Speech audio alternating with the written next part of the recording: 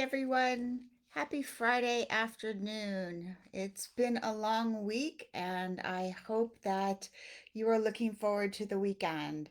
I say this knowing that many of you are grieving, and the weekend can be really tough. And so I'm here to walk you through some tips from grief to growth so that you might have a better way of coping with your weekend. As always, we have our weekend planning sheet. If you don't have a copy of this, please feel free to email us at info@fromgrieftogrowth.com so we can get you a copy that you can use every weekend when the weekend comes rolling around. As you know, that the weekdays can be a lot easier to handle when you have the structure of the work week. Maybe you're taking care of the kids and you have a little bit more of a routine to rely on. Once Friday comes around, it can be a lot harder if you're grieving and you don't have the weekday structure to help you through. So, the way the worksheet is planned, and again, if you don't have this, you can always just take a piece of paper out. We make a plan for Friday evening. Saturday, you want to make a plan for the day, Saturday evening, Sunday during the day, and Sunday evening. Now, we want to have two different activities during the day or the evening. The first one are personal events. And personal events are things that you might do, such as laundry, going to the market, watching kids, or taking care of loved ones, or anything that you might have to do to get ready for work or the work week. The other thing that you do are activities. These are activities that get you out of the house, and activities might be going to the movies, going out with family and friends, museums, parks. Kayaking's been on my mind lately. Hiking, anything that brings pleasure to you, that's enjoyable. And when we're grieving, it can be really difficult to find things that are enjoyable.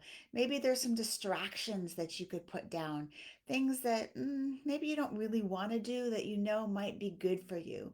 So I really encourage you to have either a personal event or an activity during each block of time. So that includes have something planned for Friday evening, Saturday during the day, Saturday evening, Sunday during the day, Sunday evening. Going to the cemetery can even be a activity or a personal event depending on what you choose to classify it with. Just make sure that you have something planned so that you don't find yourself sitting at home struggling with your feelings. Now we have a list of 3 questions, whoops, on this side here, 3 questions for you to write down when you're thinking about your weekend. The first, what are your weekend challenges going to be? Maybe you have a death anniversary this weekend. Maybe you have a birthday this weekend, or a loved one who had a birthday, a family event, a party, something that you need to go to.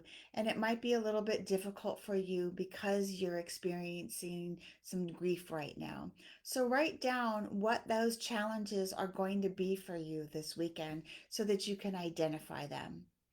The next question is, what resources are available to support you during those challenges? So plan ahead. What do you have available as support? Is it going to be a friend that you can call? Is it going to be some relaxing music? Is it going to be a grief group? Is it going to be a book that really helps distract you from your feelings? Is it going to be journaling? Whatever it is, go ahead and identify in advance what you're going to do. Maybe it's going to be that you're going to take your own car so that you can leave whenever it gets to be too much. But I always feel that whenever there's a challenge, there's a way to get through that challenge if you think through it in advance. And then the final question, always my favorite, what pleasant events are you going to schedule? So even though you might have activities planned or personal events, they might not be something you're really looking forward to. Sometimes I have activities on my calendar for the weekend that I'm really not that excited about. So it's really important that you put something that you are really looking forward to on the weekend so that you have something that it's like, oh, well, at least I get to look forward to this. So it's important that you have at least one thing on the calendar this weekend that you have to look forward to that will raise your mood. Okay, so I hope that will help you. I hope that helps you look forward or at least bring some structure to your weekend. I know how challenging that can be. Please mark your calendar. Wednesday, July 20th, my next podcast comes out. It's called But I Didn't Have a Chance to Say Goodbye. That comes out 9 a.m. Pacific Standard Time. You can find that on Apple, Spotify. Just subscribe to that. Also, look for my sudden death insights, my Facebook Lives, and don't forget to sign up for my weekly newsletter, Thursday Thoughts. You can find information about all of that on my website, www.fromgrief2growth.com. Bye for now and take care of yourself.